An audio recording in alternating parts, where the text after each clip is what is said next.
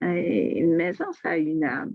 C'était vraiment du bonheur, du bonheur. Merci d'avoir pu partager leur maison parce que c'était beau et grand, puis c'était une bonne idée que d'autres puissent en profiter. J'ai énormément de gratitude pour leur contribution visible et invisible. Ah, du bonheur, de la joie, du sourire. On se sentait comme dans une famille.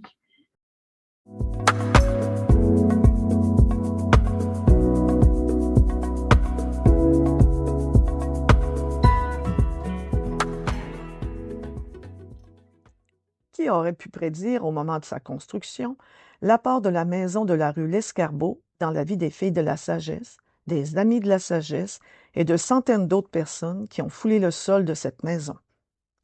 C'était bien difficile à l'époque de soupçonner sa destinée, et encore davantage sa contribution dans la poursuite de la mission des filles de la sagesse du Canada. Pour mieux saisir le chemin parcouru de cette maison, appelée à entreprendre une autre mission sous la responsabilité désormais de la famille franciscaine, revenons au début, au moment de son ouverture. La maison L'Escarbot, c'était une maison franchement sympathique. Pour moi, la structure de cette maison me donnait le goût d'y entrer. Et c'est peut-être ce que sentit aussi Lucille Deschênes dès son premier mandat. Elle a appelé cette maison la maison de famille. Et elle a voulu que chaque sœur se sente bien dans cette maison.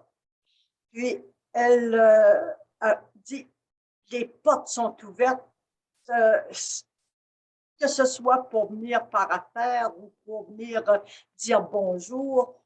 Tout le monde est bienvenu. Quand vous êtes prêts, vous êtes chez vous. Ce milieu-là où je m'apprêtais à aller vivre m'a tout de suite plu. Ça m'a plu dans le sens que c'était une belle résidence, bien située, proche du sanctuaire Marie-Reine des Cœurs. Puis c'était pas en pleine ville, là. C'était presque campagne, je dirais. Quand on allait au sanctuaire Marie-Reine des Cœurs, on passait par des parcs. Je dirais, sa fondation, depuis qu'elle a été construite, c'était la maison de famille. Donc, on avait souvent des rencontres communautaires qui avaient lieu là. Moi, j'ai donné aussi assez souvent des formations aux Amis de la sagesse, des groupes de ressourcement, des sessions de ressourcement avec des Amis de la sagesse ou avec d'autres groupes. Choisis donc la vie. Alors, c'est sûr que ça déteint, j'aime pas le mot, là, mais sur l'ensemble des mandats. Et aider la maison provinciale à demeurer une maison ouverte, accueillante, chaleureuse, qui n'a pas peur des émotions, des admettre et des prendre. Je pense que ça a ouvert pour ce qui venait. Parce qu'au départ, Relais Sagesse, c'était la maison provinciale. Alors, on n'allait pas là pour nos rencontres.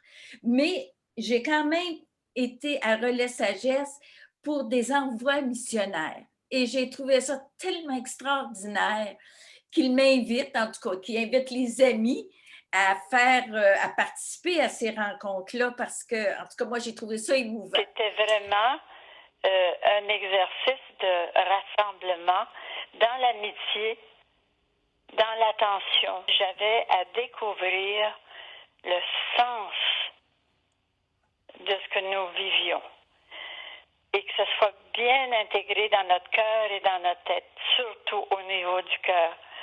Alors, c'était une maison d'émotion.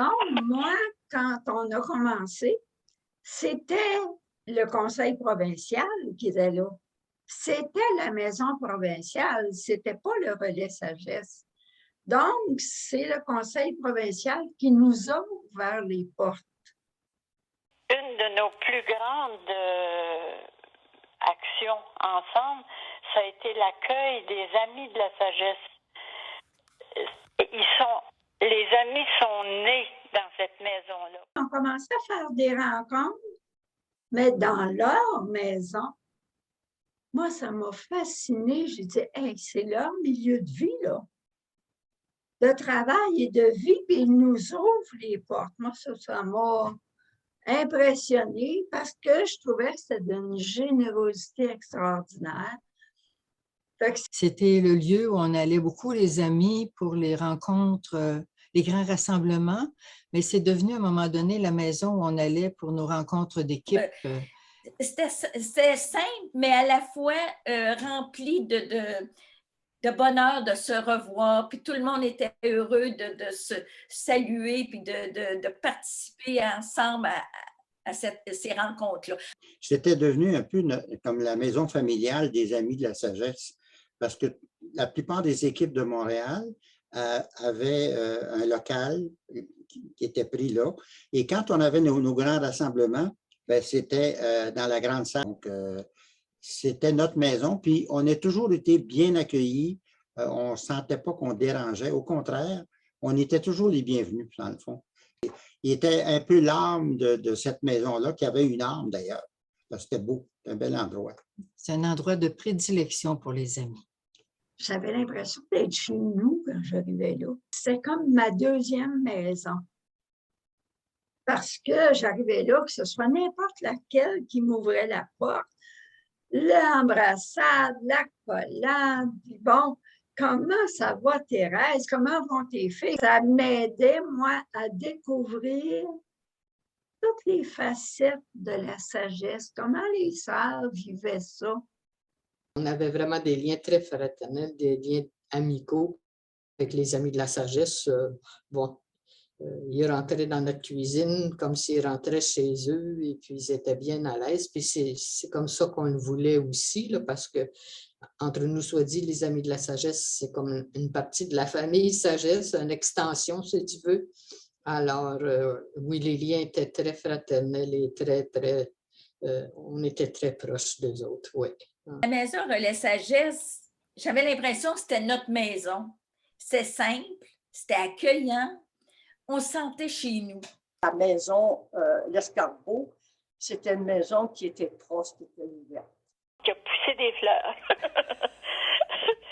De cette maison-là, de ce que les sœurs ont donné, puis le travail qu'on a fait ensemble, puis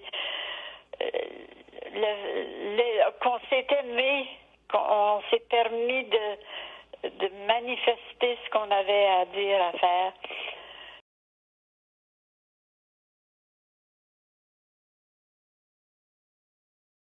Au moment de l'union des provinces religieuses du Québec, de l'Ontario et de l'Ouest canadien, pour former la nouvelle province religieuse connue sous le nom des Filles de la Sagesse du Canada en 2004, les membres du Conseil souhaitent que les Filles de la Sagesse donnent une nouvelle vocation à cette maison de la rue L'Escarbeau. Comme le Conseil des provinces canadiennes unies était maintenant à Ottawa, l'ancien conseil, le dernier conseil des Filles de la Sagesse du Québec avait demandé que cette maison-là, on lui trouve une vocation nouvelle et qu'en même temps, ce soit un lieu de rassemblement pour les Filles de la Sagesse du Québec. On était 2 sœurs de l'Ontario, ça Marie-Reine Gauthier et moi-même, avec 2 sœurs du Québec. Si ma mémoire est bonne, c'est Lucille Garand et Brigitte Landry. Et puis, on a commencé à cogiter qu'est-ce qu'on pourrait faire. Il fallait que ce soit quelque chose à caractère social, autant que possible. Les chapitres nous dirigeaient dans ce sens-là. Travailler avec des organismes existants. Alors, c'est de cette façon-là qu'on a entrevu la possibilité de recevoir des organismes. On sait que ces organismes-là n'ont pas toujours les sous, mais ils ont un travail, une vocation bien spéciale auprès des gens, au ras des pâquerettes. Alors, indirectement, nous autres, on se trouvait à être au ras des pâquerettes. On s'est dit, on va regarder quels sont les organismes communautaires ou les organismes à but non lucratif qui sont dans le quartier. Et on les a invités au mois de novembre à venir à une rencontre bien informelle. On leur a présenté cette possibilité-là en disant que nous autres, on n'avait plus les pieds et les mains pour faire le travail qu'elle faisait, mais qu'on voyait dans chacune de ces organismes-là une possibilité de continuer notre propre mission à travers eux. Et puis, ce qui a ressorti surtout, c'est la paix qu'ils retrouvaient dans les murs de la maison et ça les incitait à venir s'installer chez nous ou bien à profiter de ce qu'on leur offrait. On est parti du besoin des gens. C'est ça, moi, que j'ai admiré au début. On n'est pas parti en l'air, on dit on fait un projet, vraiment, on est allé d'après les besoins. Moi, ce qui m'a le plus touchée, en partant, c'était leur accueil. Leur accueil, leur ouverture et aussi leur curiosité à pouvoir se relier à nous aussi. Cette curiosité de qu'est-ce qu'on offrait, puis aussi, c'était drôle parce qu'ils recevaient tout de suite, entre guillemets, en toute humilité, le bon qu'on pouvait apporter et aussi on recevait tout le bon qu'ils pouvaient nous apporter. Parce que ça a été comme un partage, une réciprocité. C'est toujours un plaisir d'arriver là. On aurait dit que d'une autre vie, j'avais été une petite sœur. Je sais pas. Puis je me sentais chez nous bien, puis c'est ça, elles étaient chaleureuses. C'était un peu une rencontre qui devait arriver, je pense. On partageait tellement, ou les filles de la sagesse partageaient tellement notre philosophie de vie, de simplicité, de s'attarder plus aux choses intérieures qu'à l'extérieur, qu'aux bebelles qu'on peut vouloir avoir, dont on voudrait s'entourer. Alors cette idée-là de concentrer plus sur la vie intérieure, la richesse de la vie intérieure, la richesse des liens, parce que juste à regarder les sœurs qui étaient dans cette maison-là, au moment où on était là, on voyait très bien que les liens qu'elles avaient entre elles étaient très forts et très riches. Alors, c'était facile de voir que nos philosophies se rencontraient. Ce que je trouvais extraordinaire, c'est la croissance dans la communauté, dans notre communauté et avec les gens.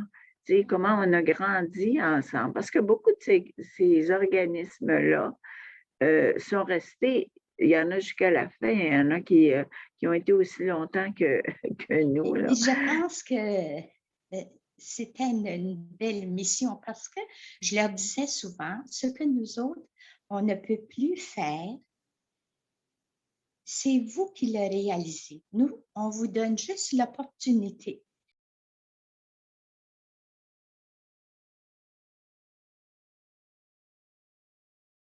Un esprit de famille. Les gens dans les organismes qui partageaient des bureaux, qui avaient des bureaux dans la place, il y avait comme un esprit de famille avec les filles de la sagesse. Mais oui, cet esprit de famille-là qui existait, puis dont on s'enrichissait, puis qu'on voulait nourrir. C'est sûr que moi, j'allais en tant que jeune, hein. Donc, on sait, hein, en tant que jeune, partager la croyance avec le grand public, c'est plus difficile. Donc, avoir un endroit pour rencontrer d'autres jeunes qui sont croyants, pour échanger également, pour moi, c'était vraiment le bon endroit, là. Une autre chose qui m'a beaucoup frappée, c'était la diversité des groupes. On était heureuse qu'il y ait de la vie, qu'il y ait du mouvement, pas juste entre nous dans la communauté, mais avec la communauté at large, comme on dit en bon français. Alors, ça nous faisait des contacts avec des gens qui vivaient plein de choses, autres que ce que nous autres, on était habitués. Humainement parlant, c'est rien que de la vie, hein, c'est de la vie pure avec tout ce beau monde. Je dirais que les sœurs ont toujours été très attentives aux besoins des groupes aussi, hein. Tous ceux qui venaient dans chez nous étaient frappés par l'atmosphère de paix. On nous disait toujours la paix dans les murs ici. Je dirais que leur mission, ça a été vraiment d'aider, de permettre à d'autres de faire ce que nous, on faisait avant. qu'on n'était peut-être plus capable de faire? Premièrement, un accueil, un lieu chaleureux, vraiment, où on partage des mêmes valeurs. Tu sais, des valeurs humaines, des valeurs de cœur, des valeurs où on a envie de contribuer, soutenir des personnes, aider des personnes, parce que je reconnais dans toutes les sœurs, les filles de la sagesse, tout le soutien qu'ils offrent aux personnes. Quand on pense à Relais Sagesse, on pense souvent à l'accueil que les sœurs nous. On était toujours bien reçus, il y avait toujours de la place, soit pour coucher, soit pour dormir, soit pour manger, soit pour échanger. J'étais toujours frappée comment la priorité de la mission était la priorité des sœurs qui habitaient cette maison-là. On se sentait accueillis, ça fait plusieurs fois que je le dis, mais avec cette capacité de recevoir ce que l'on portait comme peine, ce que l'on portait comme difficulté, ce que l'on portait comme obligation aussi, bien sûr. C'est avec elles qu'on était capable de le partager parce qu'on savait qu'elles étaient capables de le recevoir. Disons que quand je regarde le peu que j'ai vécu là, ce qui m'a beaucoup frappé, moi, je dirais que c'est l'ouverture de la communauté, hein, qui accueillait tellement de groupes dans cette maison-là. On avait beaucoup, beaucoup de monde qui venait. Je regardais des photos, des fois, là, on ne savait pas c'est qui donnait ou c'est qui recevait le fruit, là. À Relais, c'était ça. Dans mes sorties aussi, c'était ça. On parle toujours de non seulement de l'accueil, mais de cette capacité que les sœurs avaient de comprendre ce que l'on vivait, de comprendre les besoins que les personnes malades pouvaient avoir, et elles comprenaient ce que l'on devait faire pour les personnes malades. C'était tellement simple, c'était simple dans le sens facile avec elles. Pour moi, c'est peut-être pas juste un moment, mais c'était la continuité et la joie qui était là à chaque fois. L'accueil aussi, là, j'allais en parler, mais des étudiants de l'étranger, d'Haïti, qui venaient de Colombie, on en a eu de plusieurs pays. Et ça aussi, c'était quand même un lieu et un temps très positif et très favorable en termes de fraternité, en termes de vie communautaire. On a accueilli des étudiants du Congo, de la Colombie, d'Haïti, de Madagascar aussi, des belles femmes. Et puis, elles étudiaient en dehors, mais le temps des fêtes, le temps des congés, on les accueillait et puis on les visitait dans leur lieu où elles étudiaient, attentive à leurs fêtes, même des visites, même si ce n'était pas leur fête, on allait les rencontrer. Le fait qu'on soit accueillis dans cet espace-là, de tendresse, d'amour au fond. Moi, c'était principalement à la maison, mais il y avait d'autres sœurs qui étaient impliquées au centre marial, par exemple, ou en paroisse, la paroisse étant juste à côté, là. Il y en a aussi qui ont eu affaire avec l'école, c'est-à-dire qu'on invitait l'école, avait des cours de musique. Ils sont venus pour les cours de musique chez nous un bout de temps parce qu'ils n'avaient pas les pièces nécessaires à l'école. Comme Filles de la Sagesse, on était engagés dans d'autres organismes à l'extérieur. On s'est occupé des itinérants et puis on s'est occupé aussi de notre chalet à Saint-Côme. C'était en lien avec notre maison. Aussi, tous les jeudis soirs, on allait servir un repas, donner à manger à vraiment des itinérants. Cette expérience-là, pour moi, a été marquante.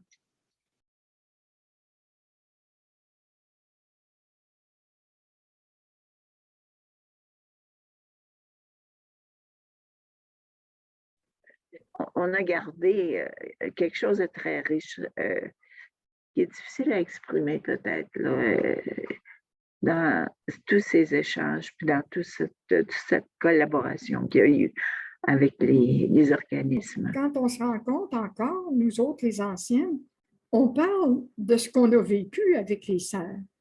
On parle comment est-ce qu'on était bien quand on arrivait le soir pour nos rencontres.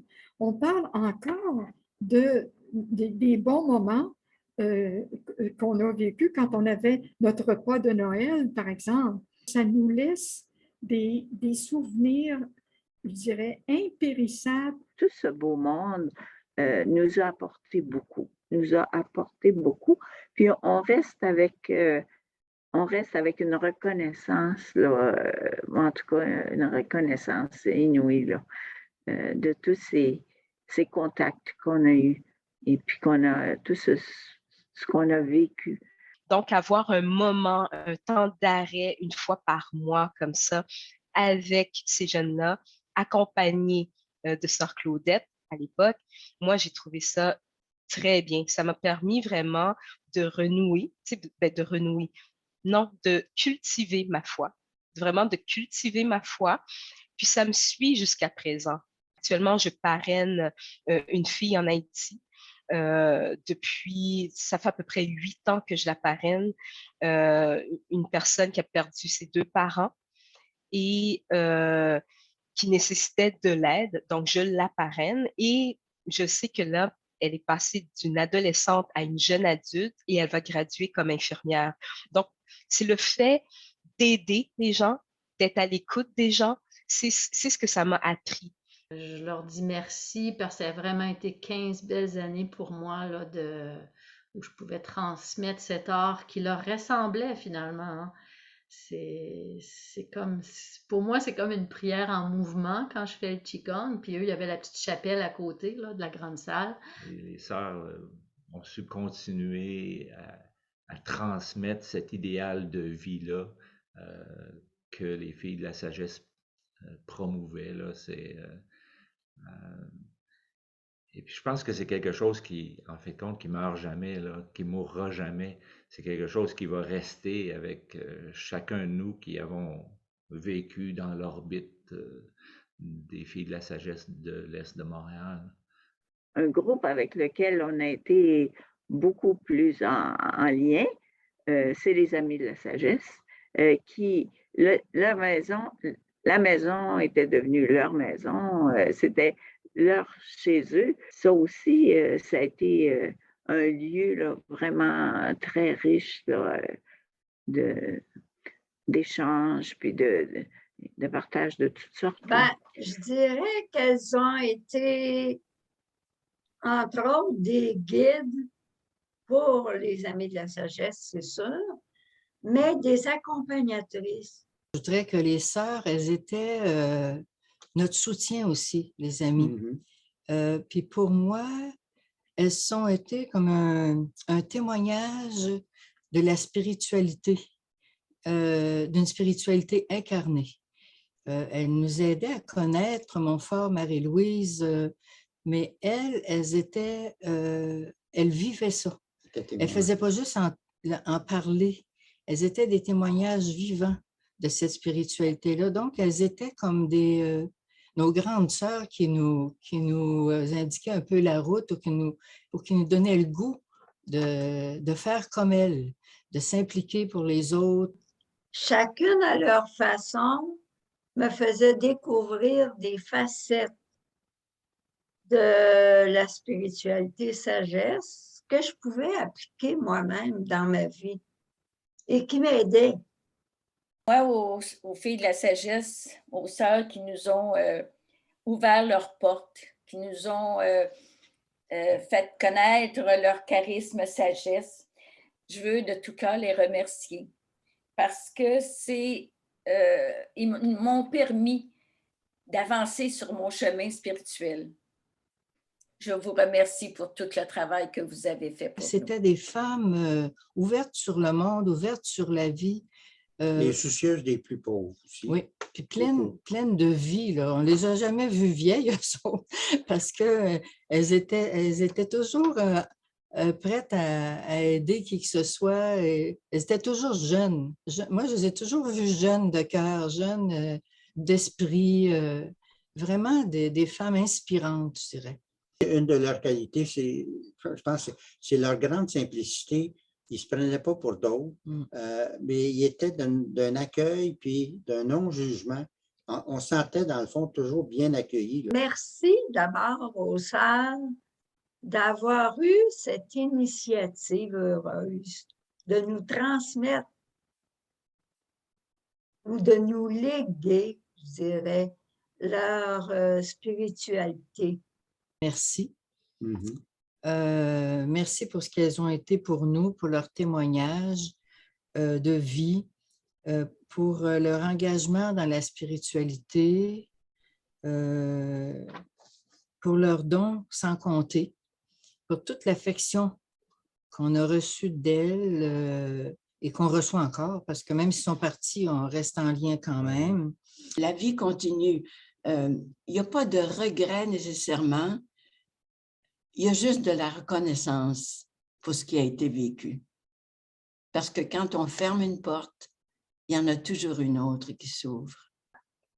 Donc, merci de porter ce sens sacré au fond et des qualités humaines et de pouvoir les traduire concrètement dans l'action, dans une grande simplicité. Ce serait un merci du fond du cœur pour tout ce qu'elles ont fait durant toutes ces années, de leur disponibilité, de leur ouverture aussi. Merci à chacune pour l'accueil et la générosité qu'elles ont manifestée dans cette mission-là, qui était vraiment très importante pour chacune. Merci pour le dévouement, pour le renoncement aussi à certains jours. Merci pour m'avoir toujours accueillie comme j'étais, avec mes horaires différents. On vit de nos souvenirs maintenant. Hein? On n'a plus la même mission. Je pense qu'on doit être reconnaissante pour ce qu'on a vécu, reconnaissante pour toutes ces personnes qui nous ont vraiment aimés, qui nous ont appréciés, hein? Qui ont apprécié nos services. Et puis, on doit se dire, bien, mission accomplie. Ça a été notre mission, on l'a bien remplie. Il faut tourner la page avec sérénité, puis dans la gratitude.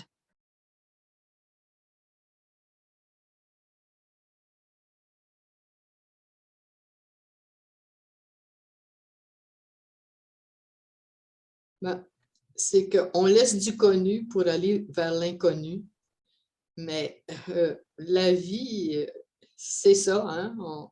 Un continuel recommencement, renouvellement, et c'est le chemin qui est devant nous, qui va nous apprendre à continuer à vivre ce qu'on est appelé à vivre. Dans notre cas, c'est notre vieillissement, si tu veux, à lâcher prise de bien des choses, mais en même temps d'avoir tout ce bagage de connexion qu'on a établi au cours des années à cet endroit-là, mais pendant toute notre vie. Alors, c'est comme un présage que c'est pas fini, d'avoir d'autres connexions, des connexions autres, mais les connexions, c'est toujours là. Alors, ça, c'est la vie qui se continue aussi à l'extérieur. Il n'y a pas d'interruption, là. Il n'y a pas de point final, là. C'est ça. Pour moi, c'est une possibilité encore de m'ouvrir à autre chose. Disons que je continue les copains, je continue la liturgie au sanctuaire, je continue avec les amis qui sont très précieux. Mais il y a depuis que je suis rendue dans mon loyer, là, j'observe, il y a beaucoup de besoins. Je suis contente de ce qui s'est fait là, j'en suis heureuse, les gens en ont profité, on n'a pas gardé pour nous, je dirais, même je vois au niveau des amis de la sagesse, notre spiritualité, elle passe, mais sans qu'on l'enseigne directement, je pense. Notre simplicité, notre accueil, alors pour moi, c'est un peu ça, là, je dirais, ce qui reste de ce qui me reste de cette maison-là, mais ça continue. Moi, je suis encore dans le même groupe. Là. Mais ce qu'elles ont transmis va rester. Parce que ce qu'elles ont transmis est intégré.